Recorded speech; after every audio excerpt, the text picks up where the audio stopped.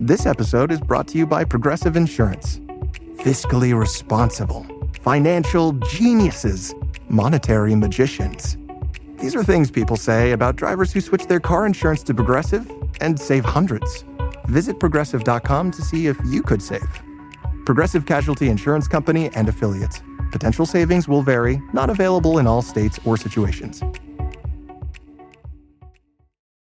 The Passing Lab is brought to you by our partner, Modern Football Technology, and their quarterback development platform, the same tool trusted by NFL coaches like Rob Everett of the Miami Dolphins, former UFL, XFL offensive coordinator and quarterbacks coach A.J. Smith, and creator of the R4 system, Dubmatics. It's helping coaches make smarter decisions and build better quarterbacks rep by rep. If you're still choosing your quarterback based on gut feeling or raw stats, it's time to evolve. Modern Football Technology's quarterback development platform gives coaches real-time data from every rep, tracking timing, accuracy, and decision-making, and tying it all back to specific concepts and situations in your play data. It doesn't show you who performed, it shows you why, where they're improving, and what to coach next. That's why coaches like Rob Everett, A.J. Smith, and Dubmatics are using it to develop their quarterbacks with clarity and confidence. Modern Football Technology. Clarity for coaches, confidence for quarterbacks. Learn more at modernfootball.com.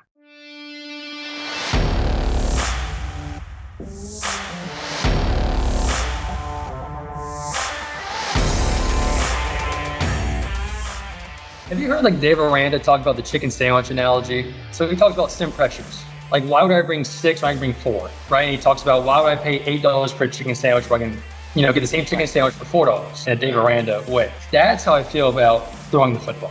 Drawback is the more expensive chicken sandwich in this case. We're back for another episode of The Passing Lab with our host, Josh Herring. And this week, he's talking with Josh Snow, who was QB analyst for both Ole Miss and North Carolina, now doing some work on YouTube here as he's between jobs, and we'll see where he lands next, but very knowledgeable on the game. And Josh, what do you have for us here on Coach Snow? Yeah, Josh does a great job of analysis. If you guys haven't seen any of his YouTube things, I'm sure put the link in there. They're amazing. But kind of his model and the way he looks at passes and evaluates stuff is something that every coach can use. It's awesome. I think at every level, he evaluates a lot of college and NFL film. I think people are really going to enjoy just hearing from him. Here's Coach Herring's conversation with Josh Snow. Parents of tweens, if you're familiar with far-off drop-offs... Dad, stop, right here. Or get DMs about what's for dinner, you may be experiencing tween milestones. For your son or daughter, these can start at age 9. HPV vaccination, a type of cancer prevention against certain HPV-related cancers, can start then too. For most, HPV clears on its own. But for those who don't clear the virus, it can cause certain cancers later in life. Embrace this phase. Help protect them in the next. Ask their doctor today about HPV vaccination. Brought to you by Merck. All right, welcome everybody to another episode of The Passing Lab. I'm really excited about this one. It's going to be great. A guy that I really discovered recently and have just really gotten into his stuff. We've got Josh Snow here, former quarterback analyst at Ole Miss and UNC. Josh has got, I think, one of the best YouTube series going. If you guys haven't seen it, you need to check it out. Big time deep dive into a lot of cool concepts. That's kind of how I discovered him and wanted to talk ball. And we've kind of gone back and forth and texted and asked some questions. And man, it's really, really good. I know it's not going to offend you to say this. One of the reasons I love your stuff is because you say stuff I don't like. And what I mean is sacred cows of things that are oh, this is automatically great. Josh will look at it and go, well, it looks like it's great, but actually the numbers say it's not great. And so guys like me that love every pass play ever really need to hear that. And so I love people that have alternative perspectives, and you provide that. Your stuff's really good. So glad to have you on the show. Appreciate it. First podcast. You got the exclusive interview. I appreciate that. It's an honor. So let's jump really quick into just to kind of let people know kind of your background. So obviously working at SEC, ACC, you've seen some big time ball, been around some big time coaches. Kind of career wise, how did that kind of go? I know a lot of guys, we have a lot of guys on that listen to the show, these high school guys that have these huge aspirations of huge D1 success and coaching. And it's always good to hear from guys who have been there. And sometimes they can say, hey, this is the good part, but this is not so great. And so I'm sure guys are wanting to hear that. So just give us a quick rundown of kind of how you got there and how that whole thing happened. Yes, sir. So basically, I just followed Phil Longo around for 7 years. He's now the head coach at Sam. I was a student assistant at Sam, like washing jaw traps, bottom of the barrel. Just kind of impressed him. At that time, there was no GAs or analysts at that type of level. So you just kind of show up and run scout team and do as best you can. He got the Ole Miss OC job, getting great players, we put up great stats, all that kind of stuff. He gets the Ole Miss OC job, asking me if I want to go GA. I say, absolutely, let's go to Ole Miss. Okay, we're at Ole Miss for a little bit. He takes the UNC offense coordinator job. He asked if I want to go there and be the analyst. I say, absolutely. I'm getting kicked out of school at Ole Miss. Didn't go to any classes, didn't pass any classes. I went to UNC. Altogether, I was with him for 7 or 8 years. So at that point, I know I have good relationships with him, with everybody there. I can always come back if I fail. I take a stab at the NFL job. I thought I had it, ended up falling through. I decided to take the year off at that point, working in a family business back home, studied the Shanahan, because I didn't know any of the Shanahan stuff. I knew we were an 11 personnel, spread, RPO, throw it as far as you can operation. I didn't know any of that. I knew if I wanted to get a job in NFL, after the league's running it, I have to learn it. So I stole my Exos computer from UNC, it had all the film I needed on it, worked in the family business and took the year off, basically. What happened at that point, you realize there's more to life than converting 3rd and 7 against Georgia Tech or whatever. I make double the money for half the hours. Find my fiance, so things changed. I've been out of football for a little bit, but now I just love studying it. Putting these videos out, I to teach myself, to have to teach other people, all 15 subscribers, and kind of learn. It's fun. Got my quick cuts up and just study whatever I want to. That's cool, man. We will try for sure. We will use the Passing Labs, also small audience, to try and get your subscribers up. I think I'm only like 4,600 people away from monetizing YouTube. So we're almost there. We're going to get you there. Guys, everybody, we're going to subscribe to Josh's YouTube channel. We're going to get him monetized. It's going to be awesome. So I know we can get too deep in the weeds with this because it gets pretty technical. You have a really cool, unique, pass game evaluation model that I look at it and I understand most of it. And the greatness of it is that you can very easily see your stats and whatever, but you even have a model for how you rate passes and how you kind of rank their efficiency. Talk us through that. I think this is something a lot of guys struggle with, especially in this new analytics world that we live in, where guys are like, what does this stuff even mean? Kind of talk us through how you evaluate passes. I think it's really unique. Yep. So the standard stuff, the yards per play, the efficiency, which I grade anything over 6 yards is efficient. I don't use the 4 model because if you're averaging 4 in college football, you're last in the country in yards per play. I think you need to be at least 6 to 7 yards per play. So I use 6. And explosiveness, I used to use a general 20 yard as an explosive run or pass. I keep it all consistent, makes the grading consistent, all that kind of stuff. And then honestly, I don't even know the formula, but there's some ChatGPT. I went back and forth to ChatGPT and it spits out a weighted formula of all 3 of those things that gives me the overall play score. And I know the overall play score of a decent play is about 50. So if it grades up higher or lower, I know kind of where that sits. So that's kind of the analytics thing and the scheme thing. So that's the objective side of things.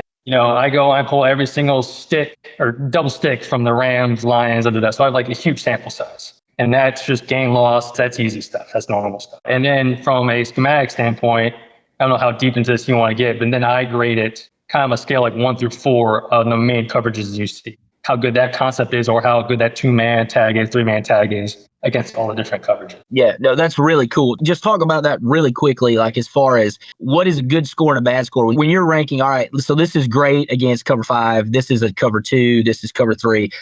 What should a person, they look at your stuff and they haven't watched anything, they watch the first video on YouTube because all these guys are going to subscribe now.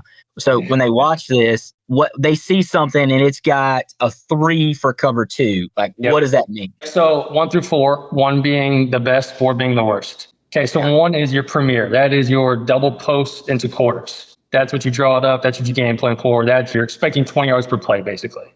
Right. So then you go to your 2. Your 2 is, think about your offense has the advantage. So think curl flat into cover 3. Right, you have the advantage. 3 would be neutral. Think that same curl flat into man. I have to win a man curl. So the offense doesn't have the advantage, or the defense doesn't have the advantage. Finally, 4 would be now the defense has the advantage. Curl flat into cover 2. We're running back into people. Right. So that's a simple way to think about it. That's really good. And I think that's, if you take, sometimes when you're high school offense coordinator and new guys on your staff and they just want to help out and you're trying to figure out a way of okay, how can I teach them this stuff and get them going? And now when you introduce a model like that, it gives something that's more, it's still, there may be some subjectivity, but it's more objective. And he can come and say, hey, I want you to rate this against the coverage that they're playing. I think it's a great professional development tool to help guys with stuff like that? It's great from a game planning standpoint. Let's say I have a 3-man stick. So I know I have 2 guys backside. Okay, what is the best tag backside? And it's a huge Excel sheet. You put it together with your staff. So you, as a quarterback's coach, OC, you're in the receivers coach, see these plays the same. Right? And you're doing the same thing with the offensive line, run game scheme, inside zone versus a 4-1, 4-2. All the looks you'll see, and it's all graded out. You do that in spring. So come game planning time, when your time's limited, you're not just throwing ideas against the wall. You're on the same page. You can start to link things up faster that way. Yeah, that's great. On that same note, so like, I love the way you think about that stuff. Like, what to you, like, what makes a good pass play? What are you looking for if you're going, okay, this is something that's it's good versus everything. I love this. This is something we're going to carry week to week, or this coverage, we have to run this against this coverage. Like, what makes a good pass play to you? So it's generally, I look at it as what's good against man and what's good against zone. So what's good against man? The obvious ones are the picks. Like, I love the man picks. If it's not going to be pick though, do you have something running away? And then do you also have the advantage? Being, do I have a better player running away? Let's say a glance. Do I have a better player running away? That's the advantage. Do I have the advantage of leverage? Maybe I tight split them. Now the corner's outside. I can create advantage that way. I can bunch them, right? And create advantages that way. So that's man. Picks, runaways with advantages. Zone is, are we getting proper in outs on people? Like I said, like attack the slashes. So you look at defensive playbook, they have a hook curl and cover 2. I want to put something in the hook. I want to put something in the curl against that guy. You have to then define what is hook, curl, flat based off your landmarks wherever you are. Yeah, it's really good. Like, I know, like for me, we've had a lot of success with like keepers, nakeds. I like that stuff. It's been good for us. I watch your video and you're like, hey, you know, this is the thing. And I've been told this is the thing. You start ripping into like NFL keepers and I'm looking at the stats and I'm like irritated. I'm like, no, this stuff's really good. Which obviously, you know, high school is a different game. So is college, even in the NFL. Hashes everything else. I start looking just like, I'm like double checking you. I fact checked you, Josh. Yep. And you're right. For a lot of these nakeds, the numbers are terrible. They're not good at all that anybody would say, hey, this pass play is a good pass play when you look at yards per play and things like that. Like, do you think there are a lot of passes that are like mythologically good out there, that there's just this consensus of like, hey, no, this is good because somebody said it was good, and then the data doesn't bear that out? Yes, sir. Now, I am hypercritical of all schemes. Let's take that. And I'm watching NFL film, so they're most disciplined, all that kind of stuff. But I think like the keepers, the spacing worlds down there, the double stick world, there's a lot of things that grade out well below, on huge sample sizes, well below an average NFL pass. So the Browns were anemic passing, right? 5.9 yards per play. These passes are coming in 5.2, 5.3 on like 80 plus, like a big sample size. Yeah, and the big sample size, of course, is a key thing because you're getting lots of data points to say, hey, this is maybe not as good. Now, you can always counter argument and be devil's advocate and be like, hey, these things do hold a purpose for setting things up, etc. And so there are arguments for that. And I do know that certain things, we got to be careful with high school to college to NFL, like we just said, with hashes and differences in athletes and skill, because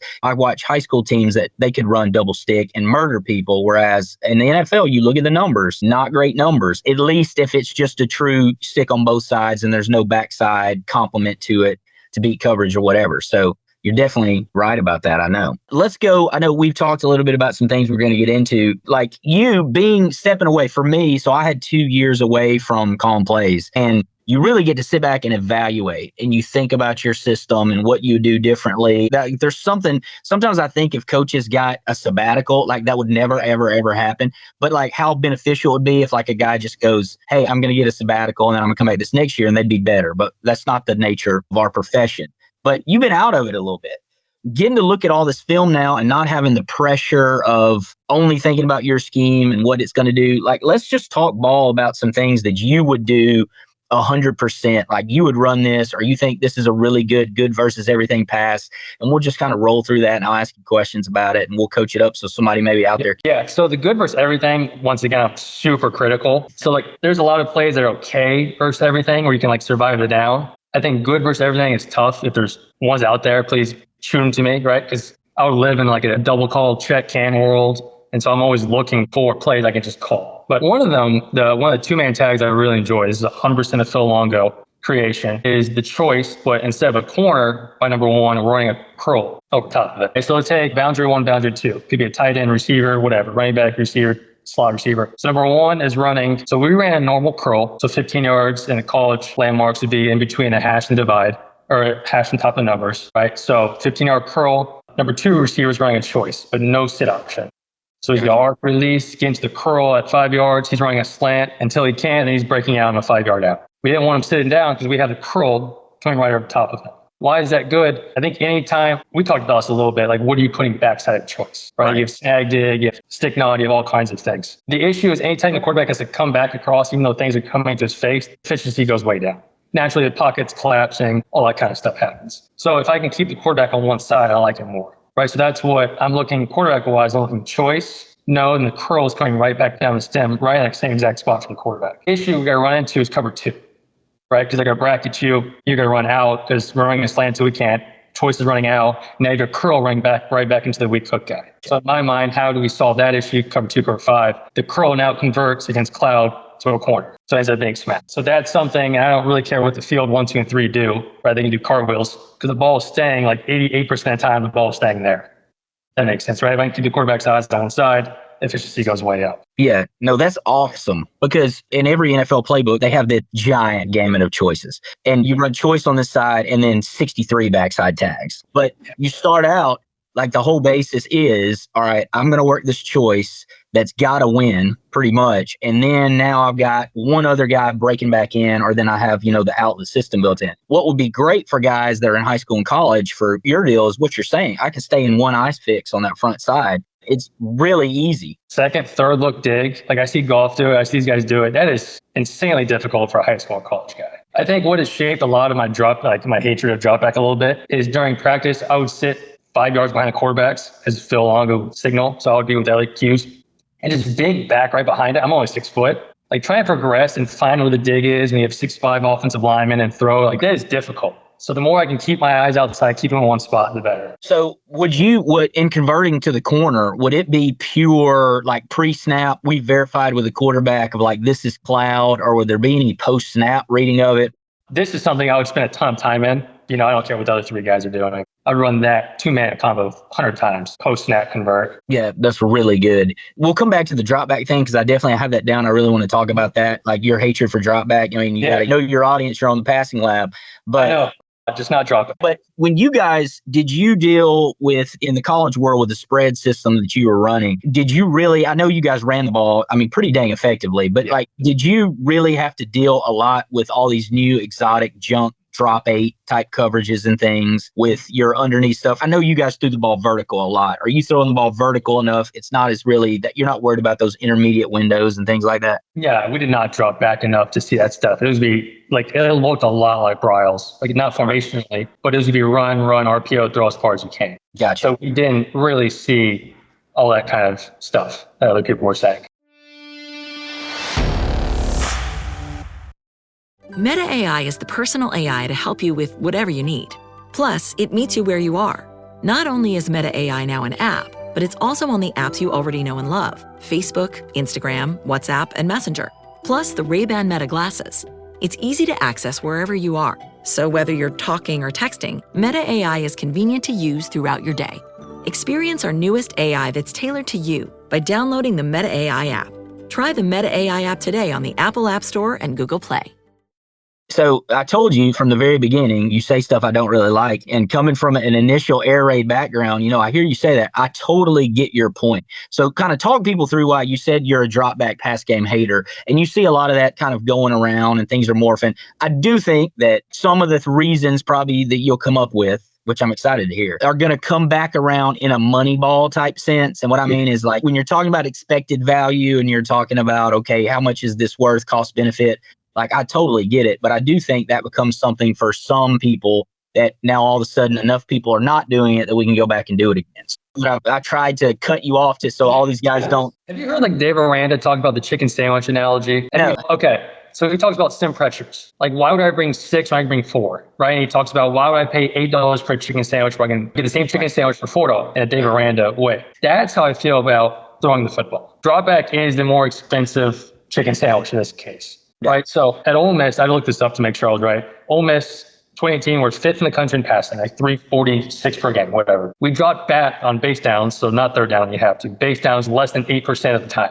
Right, so because RPOs, 7-man protection, throw the ball as far as you can, every freakazoids out there, I get it, but I don't think you have to drop back to throw the football anymore. Like there's a great coach here in Houston that doesn't even install drop back and scores 50 a game and all that kind of stuff. I just think there's just easier ways to move the ball in the air through RPOs and deep balls. It's almost like we talked about a little bit, living in extremes. I think like the Vikings defense is my nightmare. That is, if I played them right now, I would score 0 points because I haven't studied enough, all that kind of stuff. They drop 8 more than anybody in the league. They bring 6 or 7 more than anybody in the league, right? They don't play the intermediate game. It's like the NBA, threes and dunks, right? The whole world's going strikeouts, homers. The whole world's going to live in extremes. That's what we did, right? We ran, throw as far as you can. Yeah. Drop back game was non existent. We were always going to be top, probably 3 over that span, that 4-year span in yards per play. I don't think it needs a lot of teaching. Text-wise, a lot of adjustments, all that kind of stuff. I think there's just easier, cheaper ways to throw the football. There's another guest that'll be on the pod, and that's we recorded. And like the thing is, I do think people have completely lost sight of how difficult it is to be really good in drop back because of you went through this kind of it's just an air raid phase where there were guys that literally the design of the system was so good. You could have guys that didn't really know what they were doing necessarily. And if you had a quarterback that could play, he's just going to sweep progression and get guys the ball. And as defenses evolved and evolved and evolved, it takes a lot of reps and a lot of execution to be good at the drop back pass again. And it's funny because we were a quasi air raid team. We installed all these things. We installed mesh, the all curls, the 4 verts. End of the year, it'd be like we ran all curls 8 times. And it was a day 1 install, right? So we're doing all this stuff, installing it all. And just the trust wasn't there. We weren't honestly willing to invest the time, which I'm good with. You know, I was probably pushing it harder to, hey, run. We like the coverage. We're throwing double post crosser because it's so much of the check world and then getting into the right call and trying to lead the country in yards per play. What do you like? So like with that being the case, like NCAA, NFL give you a chance to, you know, pump some guys, but like who are you really enjoying as a play caller, as a system right now, as you're watching all this tons and tons of film and you're getting access to all this stuff? Like who's sticking out to you and you're like, this is a guy I would steal from. This guy's doing a good job. We always like to give guys their flowers on here. So who are some guys that you're looking at? So I don't know the operation at Ole Miss, but however they're designing it, whoever's calling it, they were like a yard more than anybody else yards per pass, right? So like they have the beaters. I mean, you watch the South Carolina game, it's like the quarters beaters are out. Like they have all of the beaters. And I don't know if they're double calling it, like canning it, check with me, like, but they're getting them at the right time, right? So like the flood game, I think flood is a great pass. I think it's good versus everything. You have some man issues that can be fixed. They called flood, I don't know, 30 something times, right? So a lot, average 13, 14 yards of play on it. Right, but they're getting it 81% get zone. So like I don't through bunches, jets, motions, like they're tight formations a lot. They know what they're doing. Yeah. Ole Miss does a great job. NFL wise, I think the Vikings, from like a quarterback perspective, you know, Sam Darnold, he makes it about as easy as possible. Even the quarterback at UNC is now back up there. And he said they're like master team. Like it makes it super easy. That quarterback did the dub 1, 2, 3, sweep through it, and they understand the beaters. Obviously, Ben Johnson with the cans. He understands the cans, I think, the best. So those are the guys. On top of my head, I'm trying to think of anybody else that I watch mostly. It's really, I don't look at pieces. Like I look at Ole Miss floods, like who's running verts the best, who's running mesh the best. Like UW mesh game was good a couple years ago. Yeah. Right, with Penix. UW just throwing the ball recklessly, not recklessly, but down the field a million times a game. Awesome. I love that. That stuff's fun to me. So yeah, they did. I did. That was my team 2 years ago that I broke down, and we do a full off-season breakdown. And it was Washington, and it was, as a guy that likes passing, like it's everything that exists and just flinging it. It was awesome. The amount of 5 or 6 man down the field shots is more than I've ever seen. It's awesome. But they were really good with the beaters, and they had that stuff. And they had the pylons, which is my net. Like I think that's the untapped potential of this world. Is like the glances with the pylons over the top, or the all curls and the pylons over the top. Production wise, that's at 14, 15 yards of play in NFL. Like that stuff, I think, is the next frontier of throwing the ball down the field. Now you need a quarterback, you need a speed guy to do it. That stuff is like my next fascination. So, and you have some stuff on your channel about this. Talk just a little bit, like your thoughts on, like I had a really well-known coach say the other day, and he was like, I'm so tired of no one ever talking about anything but DC and mesh. It's all, everyone in America runs those 2 things, and that's what they do. And you and I have talked a little bit about DC stuff. I can't get killed because, you know, we're getting to a point where there's kind of enough out there, but there's still some people who I'm worried, you know, that I'll disappear. My family can't find me. I start talking about sprinting through 10 yards. And if I can touch the guy, then I'm going to beat him. We're going to go long high. And it's like, I got to be careful. You guys had kind of the air raid world concept, the storm concept, which is kind of a double move-ish type of DC. In that world, since you're talking shots and yards per play, evaluate those things for us and kind of talk through it. Yeah, you want to talk about Storm? Yeah, sure. Okay, so Storm is, if you turn on our film from Ole Miss or UNC and you see a ball going over somebody's head, there's about a 95% chance that it was a variation of Storm. Now we multiple, but it was a variation of Storm. And Storm is like your backyard route. So whoever you tag on a Storm, he's running vertical at 8 to 10 yards, somewhere in that range. He's doing any double move he wants, right? So you install this with people and they like, high school coaches like hate it initially. Like any double move he wants. Now what ends up happening is the slot will run a glance and go most of the time because we run a lot of glances. The single or your outside guy will end up running a stutter and go most of the time. They can do whatever they want, 8 to 10 yards double move. And at 12 yards, they can either set the post angle or just keep going vertically. Right? That's crucial because if you start going over 12 yards or you backdoor something now, a quarterback double clutching it, you don't really know where he's going. So Storm for us was like isolate our guy one-on-one. We have our matchup like DeAndre Brown one-on-one. Wherever run we have is off, we're taking our shot. Right. So we had different variations. It was just our best deep ball. Right. So it's like, I mean, it sounds super simple, but it was double move, 8 to 10 yards, end up either on a poster. So if you had to do it, I know in one of your videos, like if you had to do it over again, you like having something tied in backside to get to, right? Am I right on that? Let's take floods and then storms. Let's combine them. Okay. So Storm World is great against tight coverage. We're one-on-one, we're taking our shot. Storms struggle against soft zones, right? Because the corner's standing over the top, or you're getting like cloud, some sort of help there. Flip it, where do floods struggle? Tight coverage. Where floods good? Zones, right? So let's combine them. So like, let's take post crosser, 3-by-1 way off, post crosser. Let's take our post off and give our post guy now a storm route, right? So now I've tied those things both in. And now I made the play better. Same thing with flood, it's like same side flood, or the outside guy, instead of running a normal post and now running a storm. So quarterback wise, I'm still going storm first to my high-low, be that post crosser, be that cross flat or flood flat, however you build it. But it gives you a way, kind of like the best of both worlds. You get your man shot opportunity, and now you're getting your zone high-low in the flood world. Yeah, no, that's really good. And you talked about flood and how good it is and has problems versus man. That fixes your man's problems on the flood. It's so good. Still, like the classics are classics for a reason. Like the daggers, like those are still graded out the highest. Like floods in the NFL is like 14 yards of play, what we call Python post crossers, 12 yards of play. You know, like dagger was at almost 10 yards of play. So like those plays are all good. You just have to understand kind of where the issues are and try to solve it with a route, I think, or a double call. I think the crazy thing about dagger stuff in the NFL is you're getting these great numbers and it's called so much. And it's getting called on third and super long, which you don't have these high efficiencies for, and people still hit it. I mean, 2 years ago, you talked about Ben Johnson. How many times did Jared Goff hit a deep, deep dig on dagger? Even coverages where it should be bad, like cover 3, right? Look at dagger conceptually, right? I'm putting something in the hook, which would be the dig ultimately. And I'm putting a bait route in the curl, like a 5-yard short curl, whatever you call it. Right? So cover 3 theoretically is bad, right? Because they have a hook curl defender and a curl flat and they can take it away. But he was just so good at it. He was ripping in there and layer these throws over linebackers. They do a great job. Yeah, they do, no doubt. So let's say I bring you into my school and you're going to do like an 8-hour clinic on the pass game. And I want to know all the good stuff. I want to go, clearly it would be 8 hours. We've got, minutes here. But like you're building your new offense from square one passing game wise. Like what are going to be like the principles or the plays that you're going to kind of base out of? Like you're going to build this thing of like, this is kind of who we are and we're going to work off these. And then this is how we'll game plan and scaffold it out. Like what would be kind of the bedrock of what now that you studied all this stuff, your passing game? Yeah, so most of the stuff we talked about, I think the choice world with like the pumps off of it. So I did a start video, right? The running back comes out, shows choice and runs the rail off of it. So the choice world, however that's formed, the RPOs off like inside zone, I think it would be high. The floods, the daggers, I think switch verts, like the DC world, switching them is much better than just regular DC. Especially there's a couple good clips of like the slot shows short choice and then rails it, right? So you get the guy to bite down. So once again, though, we're playing out the choice world.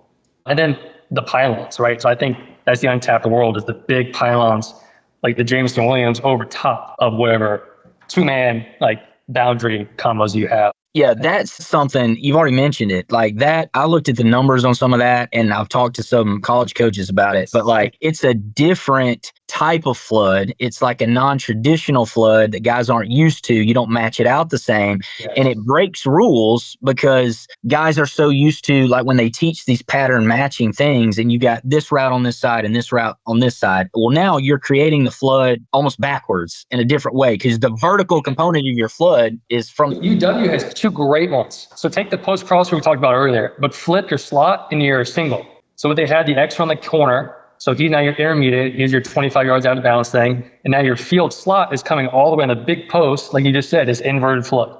Like you just swap those two. Now it's a little bit better against man if you don't like the storm stuff. Because now you can just run away from a man defender. You're not running a post into somebody.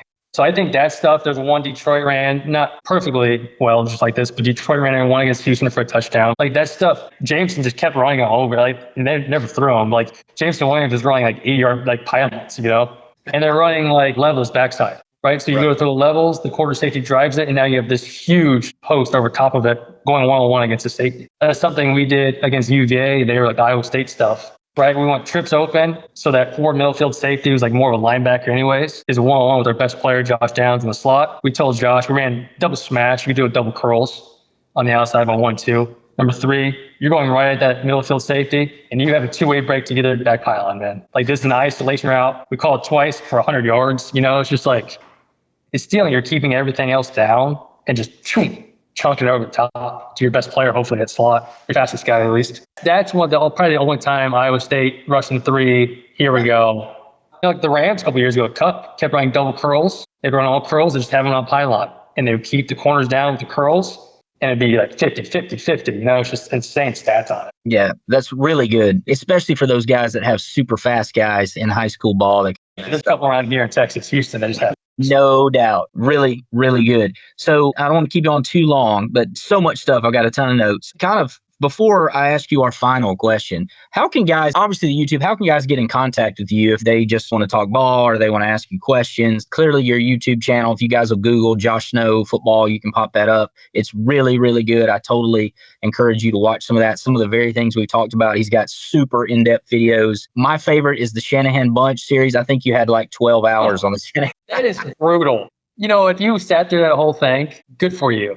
So those originally started, I made those for the Cardinals defensive staff, like those super long original ones. So that's why all the grades are on there. Like, how do you stop this play out of bunch? Okay, call this coverage, this coverage, this coverage. Right, so I made it for them. Like, you know what? Screw it. Let's just release these and see. I watched it, Josh. Those are long. So good for you. Yeah. But Twitter, I don't post anything on Twitter. Like, I don't promote this stuff at all, but my Twitter is jsnow56. I'm like responsive message wise. That'd be great. I basically have just like a standing Zoom meeting on Saturday mornings. Welcome for anybody. Like I throw out some ludicrous ideas. Some are good, some are bad, you know, but we just learned about like the fair state track stuff a couple weeks ago, you know, it's just like people presenting different stuff. So that's always open to whoever, if you want to get in contact with me. Definitely invited. That's awesome. I have one request. Wake Forest has the nastiest man pick. I'm using your resources. 20 or 21, Wake Forest offense versus us. They ran a couple times versus everybody. Twins Y off, so like Y off to the boundary. The single would stutter, stutter, stutter, and then run a seam. And the tight end, the off-the-ball guy would just go pick the piss out of the corner. Because you see so much like pick rail stuff, so this is the inverted way. So he would go pick, and the X would come underneath and just run a seam route and do. So if anybody out there has Wake Forest 20 film, it's UNC, please reach out. Somebody's got it. It's a great play. Sometimes we're surprised at who listens to the show, who we get feedback from. We'll get it. We'll get it from somewhere. So you guys help Josh out. All right, we got one more question, the ever popular. So back in, the super stress of being an analyst on a game day, what was your pregame or during game drink of choice? You would not believe the variety we've had, but were you just a water guy? You were healthy, or did you have something? No, at that time. I'm a little bit healthier now than I was back then. Gotcha. Now, I couldn't tell you what banks. Whatever the GAs brought, whatever the GAs got for sale that day, they're bringing in the office, and we were just slugging those pre-game, during game, after games, your quick turnarounds. It was the banks. Nice. There have been some of those. So that's good. It's good to know for those of you, if you're young, you're in shape, you don't need to stay strictly water or whatever. Have a bang, give you some energy. Have a bang of 3. That's awesome. Well, dude, so appreciate you being on here. This is great, great stuff. People are going to get a ton out of it. We're going to get your YouTube subscription count up, seriously. And I appreciate it, man. Thanks so much. Thank you. Coach, these episodes are just always loaded with detail. I know you like to break it down to the things that are the most memorable for you. So what are the 3 top moments from this one? Well, I think the first thing, if you don't get anything else from Josh, and there's a lot to get, it's you better be evaluating your passes. How do you have a methodology for making sure the stuff that you're calling on game night and that you're practicing is actually worthwhile? And he has this sort of 1 through 4 ranking system that I think is pretty awesome. So are you evaluating both pass and run game? I think that's a really important self-scout thing. Does the data back up those plays you're calling? He talked a ton about yards per play, and I think that's a really important thing in a game where explosives seem to be mattering more and more and more. Are your pass plays reflecting the yards per play that you're getting? Is it what you want? Are you practicing them so much that you're not getting as much as you want out of it? And then one thing some people are going to perk up when they hear this, because it is the passing lab, but he's not a big drop back guy. He loves quick game and he loves deep ball shots. And I think it's good to hear people, me and him sort of have a little back and forth about it, but I think it's awesome to hear from different perspectives, and he's got really good reasoning behind it. I think so. We should always evaluate whatever kind of our things are sacred to us. Are they really worth it or not? And I think Josh brings that out. Coach, excellent job on this one, and we look forward to the next episode of the Passing Lab.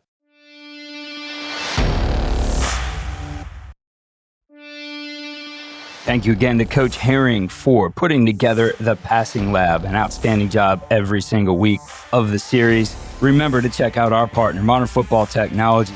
Build smarter, coach clearer, and develop your quarterbacks rep by rep. Modern Football Technology, where quarterback development meets real data. Visit modernfootball.com to learn more. Follow all we're doing at coachandcoordinator.com. We have a ton of articles and blogs there about all of our episodes and our coaches who appear on the podcast. Follow us on X at Coach K. Horowski.